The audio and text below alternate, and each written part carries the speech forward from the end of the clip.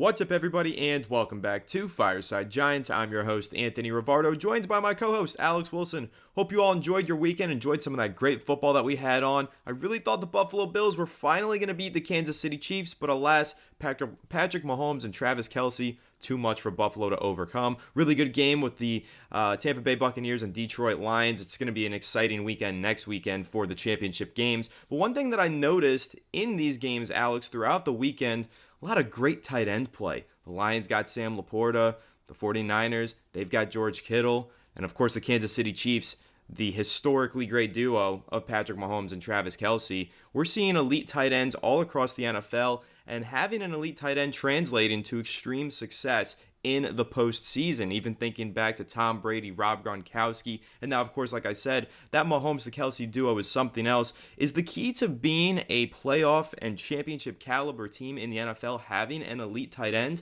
That's kind of the question that we want to tackle in today's episode and discuss the possibility of the New York Giants drafting a tight end in the first round, which I know, 6th overall, it's a little rich for a tight end, but there is one prospect who's been labeled the greatest college tight end of all time, Brock Bowers out of Georgia, and a lot of NFL websites and draft analysts are saying that the Giants are a perfect fit for Brock Bowers at the top of this draft. So we're going to go ahead and discuss Brock Bowers, whether or not we would want the New York Giants to consider him with a 6th overall pick, and then how they could possibly create that quarterback tight end duo by going Bowers in round 1 and maybe landing a quarterback in round 2. That's what we're going to dive into in today's episode. But before we dive into all that, make sure to leave a like if you do enjoy this episode. Subscribe to the channel if you are new. Ring the bell so you don't miss an episode, and comment your thoughts on the topics down below in the comment section. If you listen to Apple or Spotify, please make sure to leave us a 5-star review. Go ahead and follow us on all of our social media channels at Fireside Giants. Without further ado, Alex, how are you doing today, my friend? What are your thoughts on the games this weekend? And also, how do you feel about the Giants maybe considering taking a tight end with the 6th overall pick? I'm doing pretty good. Some really, really good games this weekend. Obviously, wanted the Bills to win. I think you were in agreement with that. But, Patrick Mahomes is too freaking good. And despite the fact they barely have any receivers, he still manages to win football games. And, Josh Allen did his best. That 70-yard throw that went right through Diggs' hands. I mean, he couldn't put it in a better spot. You know what I mean? Like, it's sometimes you need players who step up and make plays, and they don't. But is what it is. The Giants obviously hoping to get one of those guys that makes a catch like that. And, Brock Bowers, a couple people have been throwing his name around on Twitter and really throwing his name around as a potential option for the Giants in the top 10.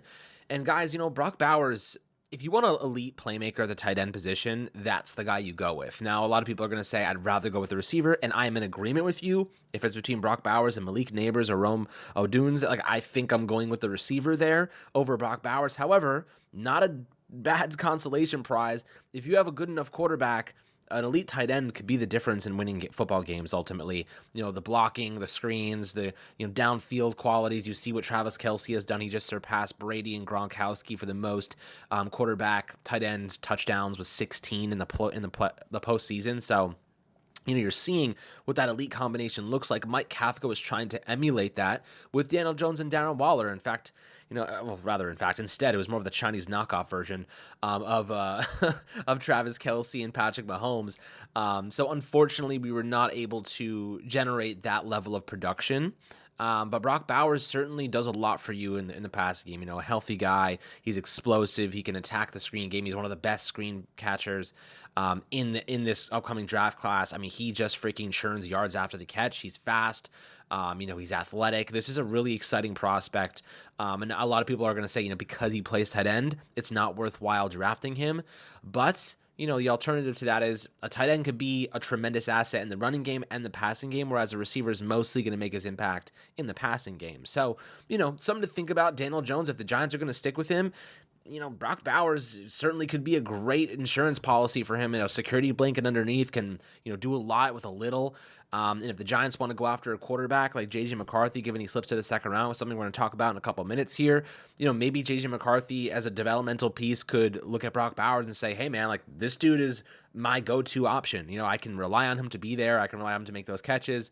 Someone they can have develop a really good chemistry between long term. So certainly an option. I know a lot of people think that J.J. McCarthy is going in the first round. Totally possible. I personally don't think he's worth a first-round pick. And we're going to talk about why for the Giants, it's a risk. Going for J.J. McCarthy is a gamble because they kind of have to win now. And J.J. McCarthy is not ready to start an NFL game. I think he needs at least a year on the bench, more so like a year, 2 years of development before you even start to see that potential, based on the fact he hasn't played a lot in terms of throwing the football at the collegiate level. So, we'll dive into that. But, Anthony, what do you think happens here? You cut Darren Waller, you save $7 million, you save a lot of money long term, and you replace him with an elite tight end prospect like Brock Bowers. How does that impact the offense, and what are you going to how do you kind of supplement the fact that you didn't get a top receiver? Are you willing to go receiver or go tight end in this scenario where the Giants have to pick between those two positions? Well, in terms of going receiver, thankfully this draft class is loaded with receiver talent. Like, there's good prospects in the second, third, even fourth round in this year's class. So if the Giants don't go wide receiver in first round, that's not to say that they can't find an impactful wide receiver later on in the draft, because they likely can. Now, I'm not saying they're going to get a day one number one wide receiver in the third, fourth round, but they'll get an impactful player if they decide to go wide receiver in those second to fourth to fifth rounds there. They can find someone who can make an impact as a rookie.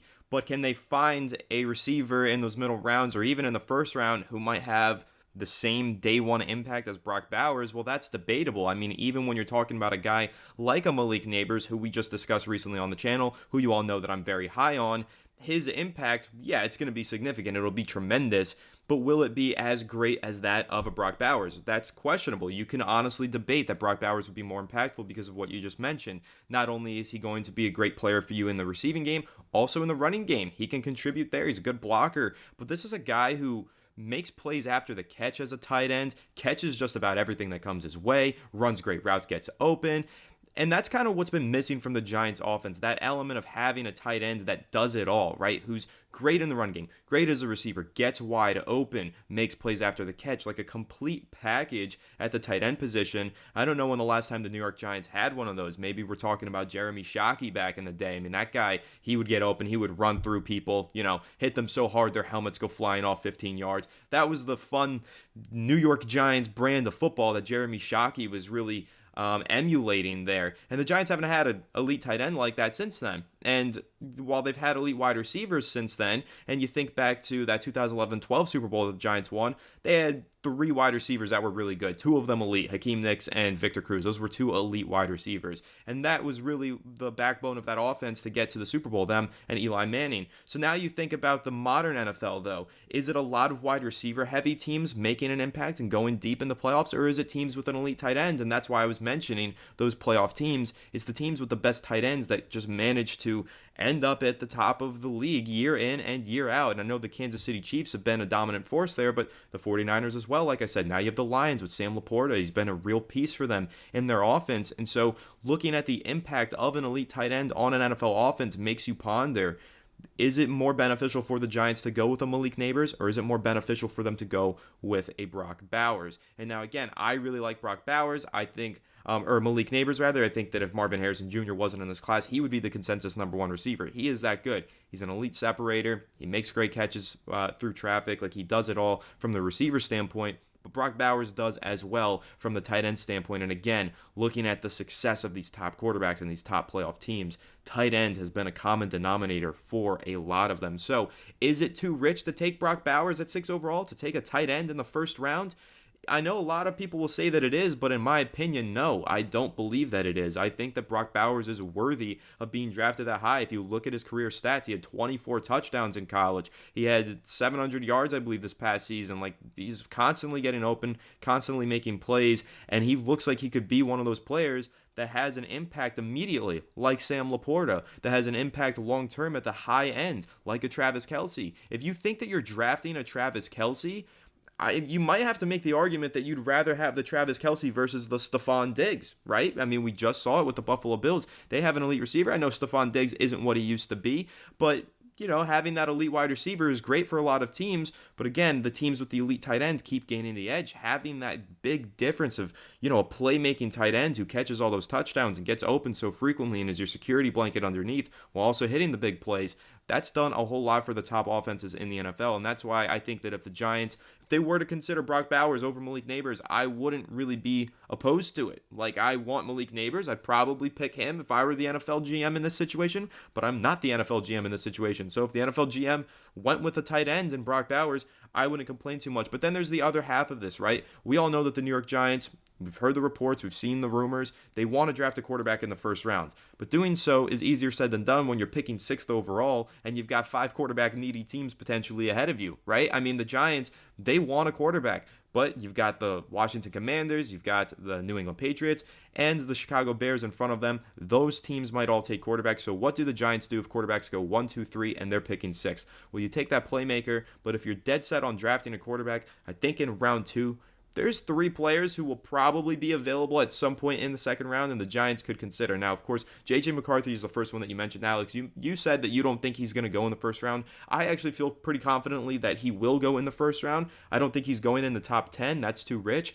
But this is a 20-year-old quarterback who's coming off of a national championship and has a really strong arm. I think that an NFL team is going to fall in love with him. He doesn't have the stats. He doesn't have the experience. He wasn't asked to throw a lot. He really was a game manager for Michigan most of the time.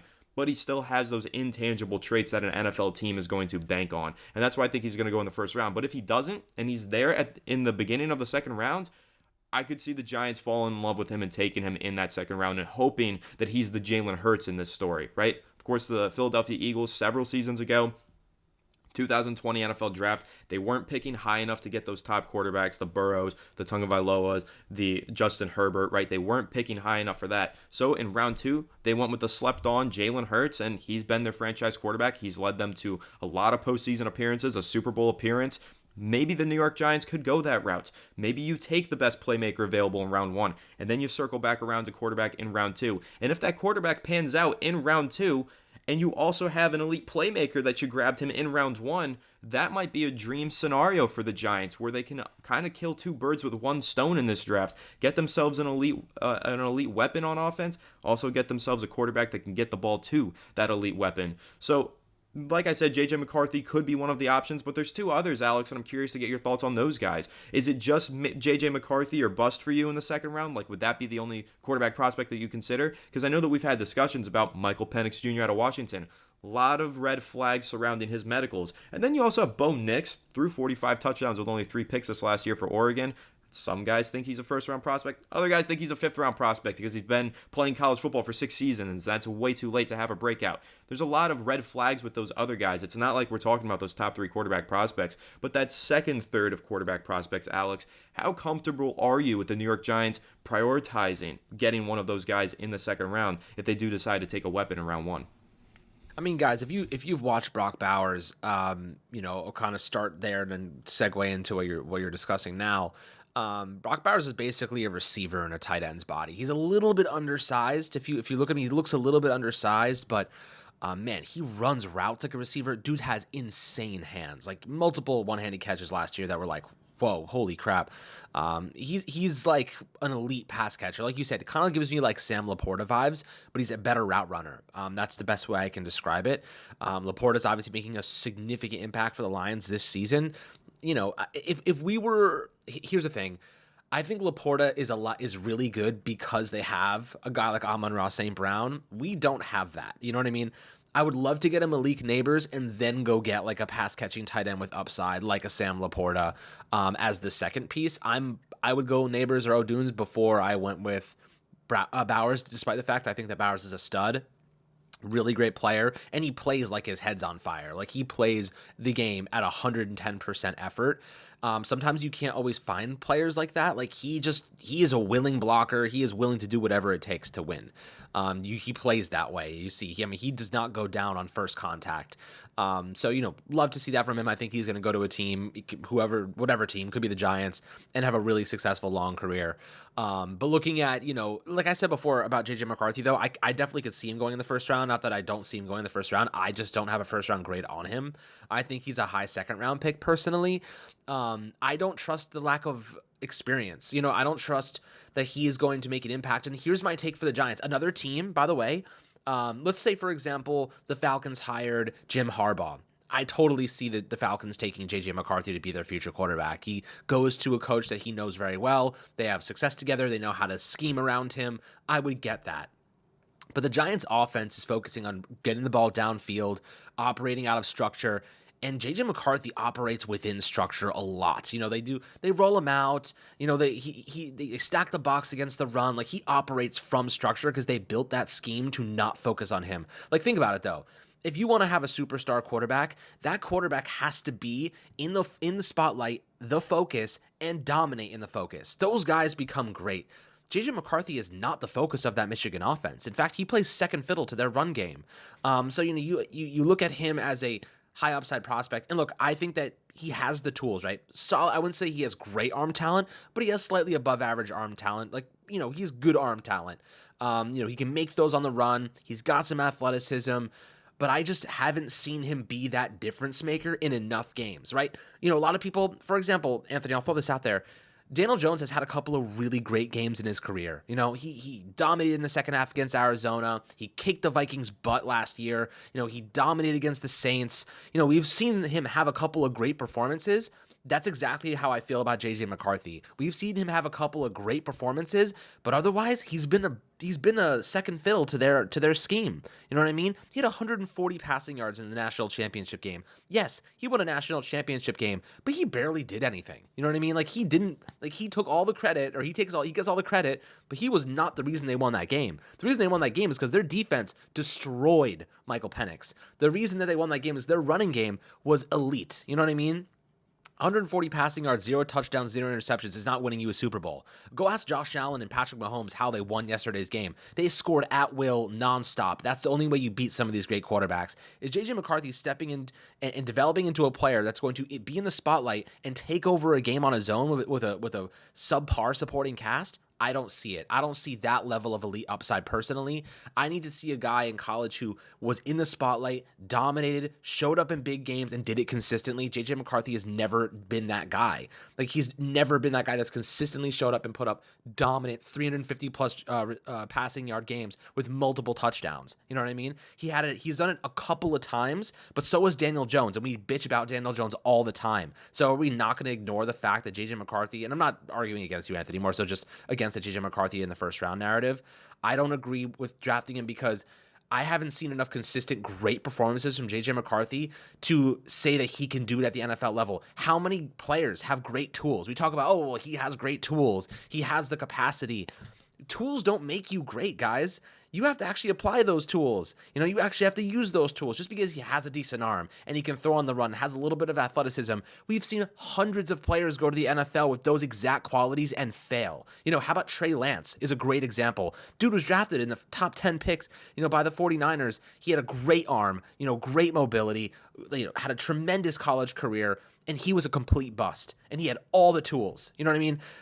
We could rattle off players, Sam Darnold, Zach Wilson, all these guys, tremendous tools amounted to nothing. You know what I mean? So you can really sit here and sell me the bill of goods that JJ McCarthy has the tools when he hasn't actually applied them at a consistently elite level in college, and we're expecting him to develop into elite quarterback in the NFL. That's why I have a second round grade on him. I just don't see that level of upside because we've never seen it consistently from him at the collegiate level. Now people are probably going to be in the comments, I've seen him do it. How many times? Show me the consistent games where he's put up 300 plus receiving yards, because I'm pretty sure he only had 2 games this year with over 200 or over 300 receiving or passing yards rather. Only 2 games. You know what I mean? Like the final few weeks of the season, I don't even think he threw over 250 yards more than once. You know what I mean? Like, what are we like? We're not seeing elite performances from JJ McCarthy. We're hoping he can develop into that. And guys, we barely can develop our talent, yet we think we're going to develop JJ McCarthy into an elite level quarterback. Let's be realistic about it. You know what I mean?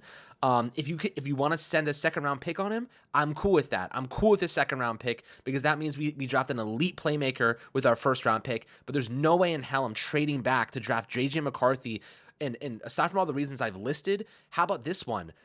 Brian Daboll and Joe Schoen have one more year to figure this thing out. You think they're going to invest all of that in a trade back for JJ McCarthy, where he has to sit on the bench and develop for at least a year anyway? They need to win football games now, and JJ McCarthy is not going to help them win football games right now.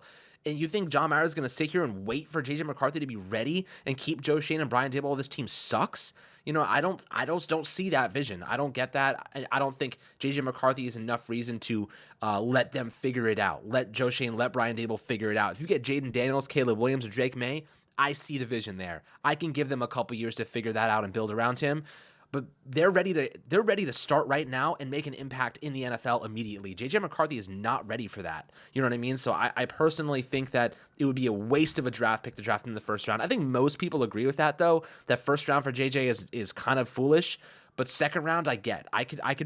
You could sell me a bill of goods for the second round, because you're taking a shot there. You know, Lamar Jackson went almost in the second round, and he is elite traits. You know, he came into the NFL with elite traits. You know, Anthony, we were just discussing this actually before the podcast. If you're drafting a player, they can't just be all around average. They need to have at least one elite trait that you can scheme into your offense, right? Malik Neighbors, dude has multiple elite traits. Brock Bowers, he's an elite pass-catching tight end. You know, Fashanu or Joe Alt, elite pass blockers. You know what I mean? Like, they have elite traits. Now, you know, of course, they have their differences and pros and cons, but I don't see any elite traits from JJ McCarthy. He's not an elite runner. He doesn't have an elite arm. He doesn't operate an offense at an elite level. I just don't see any elite traits to build around there. And as a first round prospect, a second round, sure, develop him over time, but I'm not spending a first round pick on a gamble there. The Giants should not get cute with this draft pick. You take the best player available at 6. You know what I mean? Like, just take the best one that's there, because, you know, that's really what's going to make this team better. Elite players, not gambles in the first round. Listen, you said a whole lot there, and I think you made a lot of valid points, but what I will say is that I think you could make an argument that J.J. McCarthy does have an elite trait. Whether you want to call it elite potential just because he's 20 years old, you could maybe make that argument. Like, he's young and he's already won. Like, he's an elite winner. You could say that. And honestly, there are some fans of his arm talent that say he does have an elite arm. And now, I know you're not in that boat. I'm not sure if I'm in that boat or not, but I've seen a couple throws where I'm like, all right, I see it. You know, like, I could see what other people see. I don't personally buy into it as much because, again, all the other traits that you mentioned that are lacking, his lack of experience being a game winner rather than a game manager. But again, at the end of the day, he won a national championship. Like, that is elite. And there were aspects of his game that you could buy into. And so it comes down to whether or not you want the Giants to draft a traits-based quarterback, a guy with untapped potential, and then unlock it. But like you said, that's a project, probably takes more than one season. Or if you want them to get a guy that you think has a high floor and a high ceiling and can instantly step in and make an impact. And I know that's where you fall for a guy like a Jaden Daniels, because we both see it, where he's already got an elite mobility aspect to his game, an elite deep ball to his game. So now it's just about crafting the rest of his game and maybe turning him into something more complete at the quarterback position. But there are traits that should allow him to find early success in his career as well.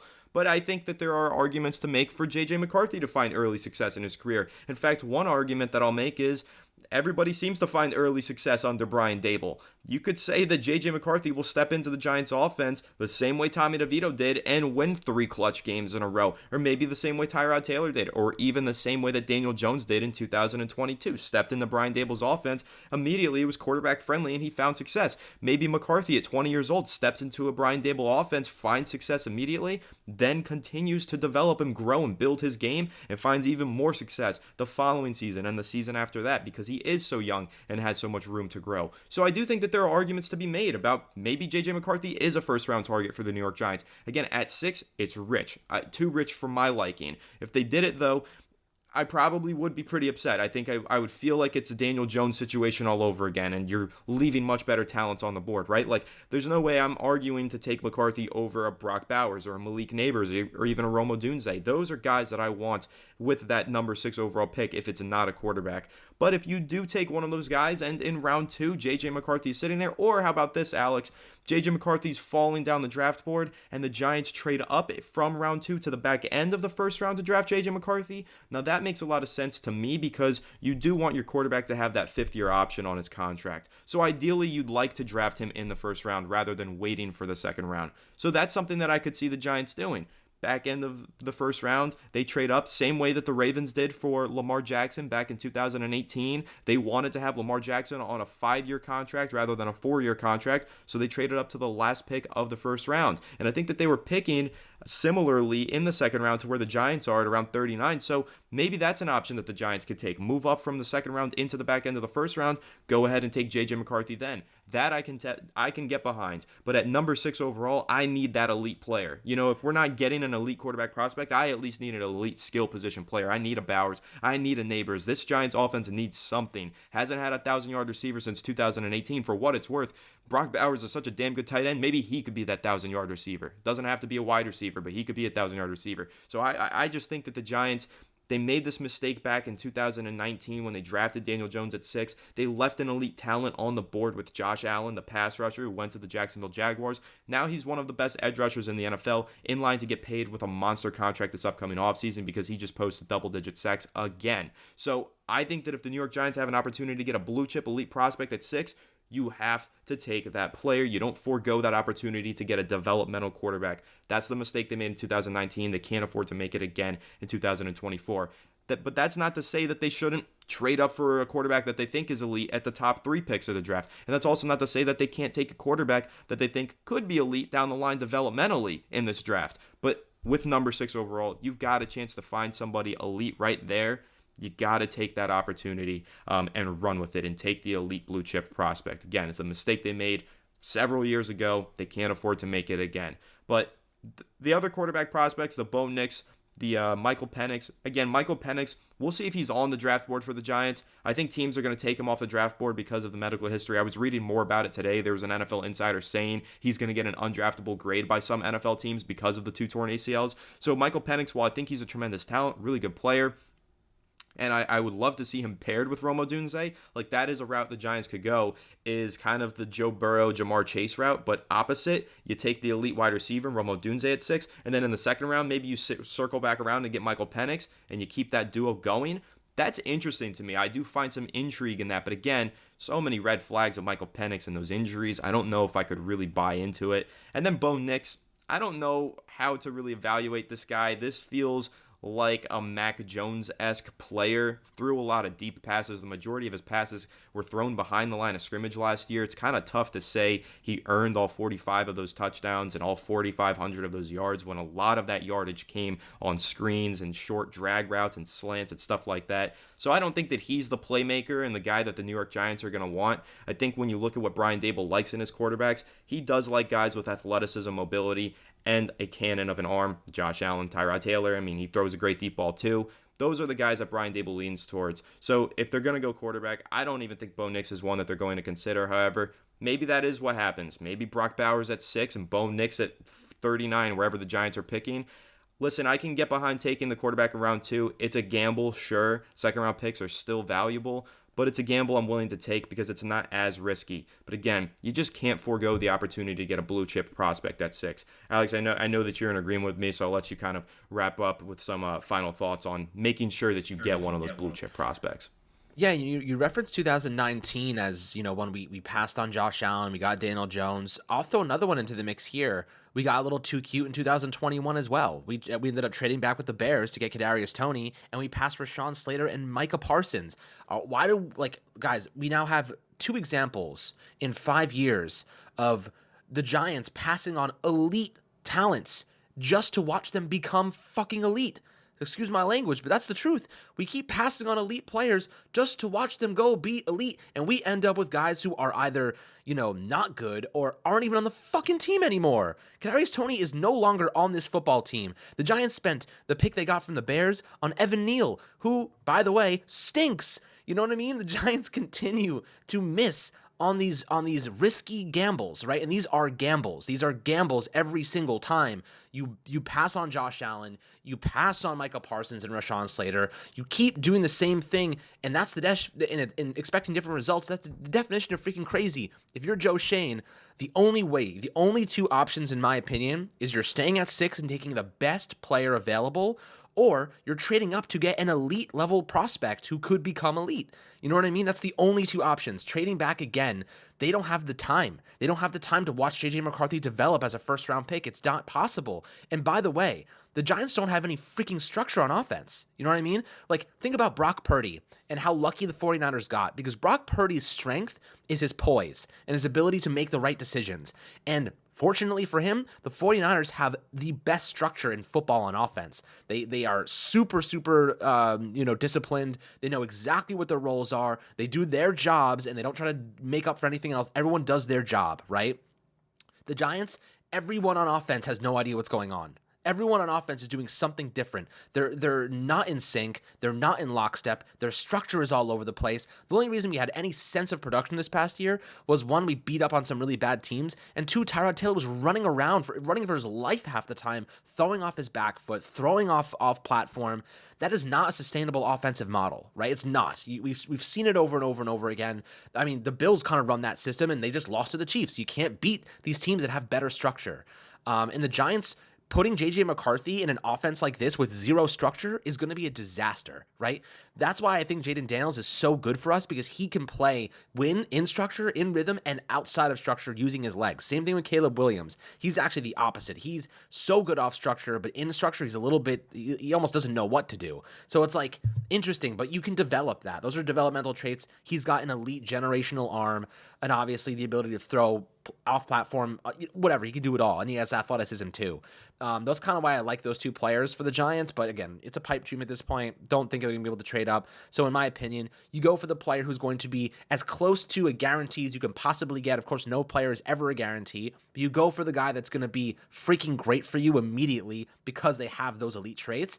That is Malik Neighbors to me. Malik Neighbors is an elite player all like throughout. Like everything about him is elite. He's explosive, phenomenal hands. He's a deep threat, great yards after the catch. He is a perfect prospect for what the Giants need right now as a receiver. You know what I mean? He's made in a lab to be a receiver for the Giants, and he's a good personality too, coming from an explosive downfield-oriented offense in LSU, which is exactly what the Giants want to do. You know what I mean? He's built in a lab to be a freaking giant at the receiver position, at least in my opinion. So, you know, I right now I think like the Giants just, they can't get cute here. They got to take the elite prospect. You know what I mean?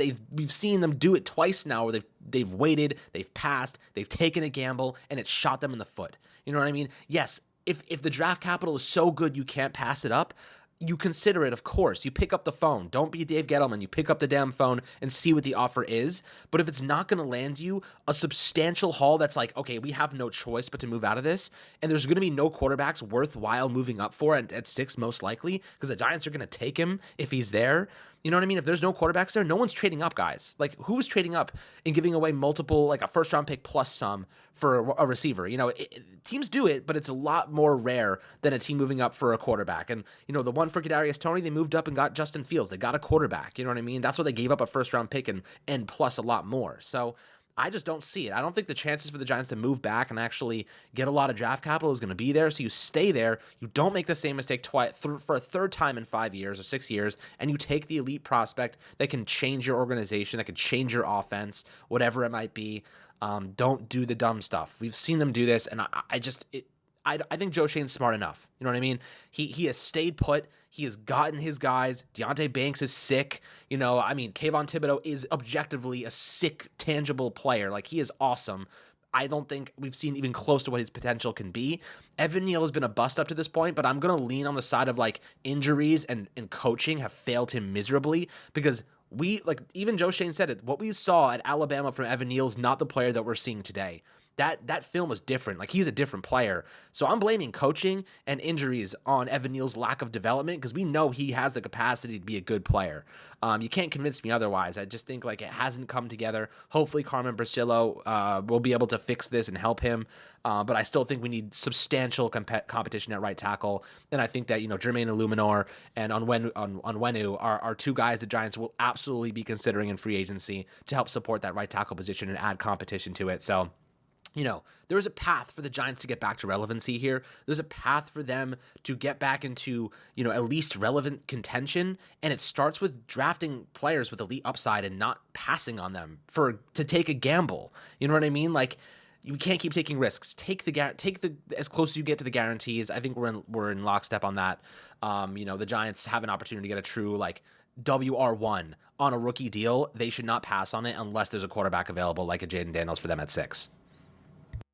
Yeah, and so we are in agreement on this, like, get the blue chip prospect at 6, but I want to kind of touch on a few of the things that you mentioned before I wrap this and say, You mentioned getting too cute. You brought up 2021. I didn't even want to bring that one up because it still hurts me so badly. Every time we bring up the whole Micah Parsons thing, everybody knows I was the Micah Parsons guy. I was like spearheading that hype train for Giants fans back in the day. And unfortunately, now I have to watch him dominate as a member of the Dallas Cowboys week in and week out. So I didn't even want to bring that one up because it hurt too bad. But you did make a good point with it where maybe the Giants got a little too cute in 2019, got a little too cute again in 2021. The common denominator there, though, is Dave Gettleman.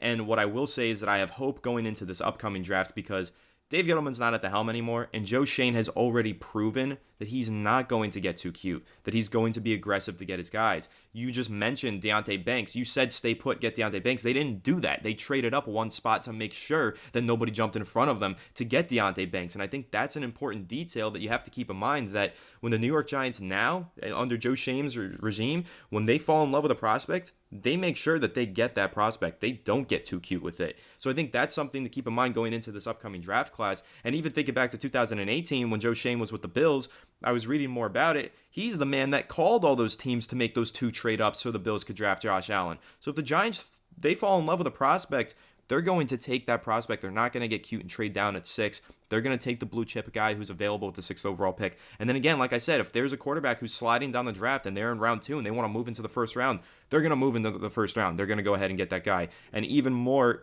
to develop this narrative that Joe Schoen's going to be aggressive, I would not be shocked if he moves from 6 to 1. It just wouldn't shock me. Like, it would be thrilling, it would be controversial, polarizing, but it's a possibility. It's nothing that you can rule out with Joe Schoen. So again, when we're talking about the previous shortcomings of the last regime, missing out on certain top draft prospects because they did get too cute, I do feel confident that this Giants regime will not get too cute, that they will be aggressive to get their guy and make sure that they get the best player on the board at 6, and also make sure that they land their quarterback if possible. If it's not possible, it's not possible. But like I said, last year, drafting Deonte Banks, trading up one spot to make sure nobody jumped in front of you to get him, that's Joe Schoen's MO. That's why I feel confident going into this draft that whoever they want, they will find the way to go get. And even Jalen Hyatt, that's another name that we should mention in the 3rd round. They traded up to make sure that Jalen Hyatt ended up a New York Giant. So again, going into this draft, if there's a player that they're enamored by and they think that that's their number 1 prospect that they need to add to their team, I think Joe Schoen will make sure that he goes ahead and gets that prospect.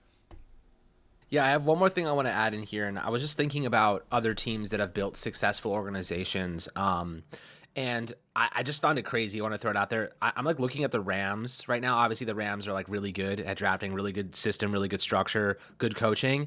They haven't had a 1st-round pick in like 5 years. It's kind of crazy. Like the last time they had a 1st-round pick was 2016 with Jared Goff. So it's kind of crazy to me. Like they just keep trading those 1st-round picks away, and they still manage, and their coaching is so good. I mean, they got Steve Avila in the 2nd round this year to play center.